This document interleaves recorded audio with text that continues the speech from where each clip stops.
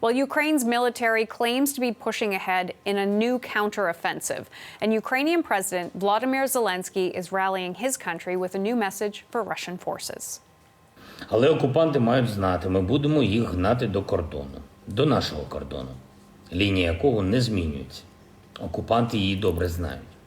Якщо вони хочуть вижити, російським військовим настав час тікати. Їдьте додому. Ukraine claims its forces are on the advance in the south, attempting to take back Kherson, a city that's been held by Russian forces since the first few weeks of the war. Ukraine's forces have been intensifying attacks in the region for weeks, and now Ukraine's military claims it has broken through the first line of Russian defenses. The fighting is now happening along the front stretching from the south to the northeast. A Ukrainian counteroffensive drove Russian forces back from Kharkiv months ago, but that city is still coming under bombardment. CBC News senior correspondent Susan Ormiston begins our coverage from there. We are here at the scene of the latest strike against a residential neighborhood here in Kharkiv. We got here about an hour after it happened in broad daylight at mid-morning local time, and you can see people are sweeping up debris. The apartment blocks have been heavily damaged. We talked to several people whose businesses are ruined. One man who'd been here last night left for work 30 minutes before this strike. This has been an almost daily occurrence here, but usually at night. So a daytime strike is quite unusual, but terrifying for Kharkiv as they've soldiered through this long war. Russian troops trying to keep control of this area or get control of it. And so there's this sustained pressure on Kharkiv, a very disturbing situation for the people who live here.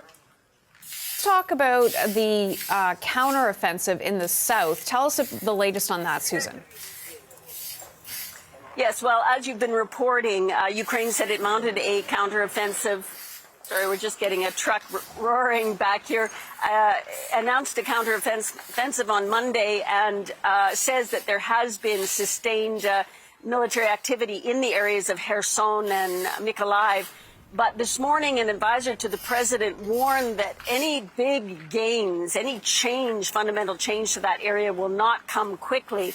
He said that many would like a large-scale offensive with news of the capture by the military very imminently, but instead it's going to be a slow operation to grind the Russians down. Now, the Russians are saying this morning that there were no significant losses by Russians from the first day in this increased fighting.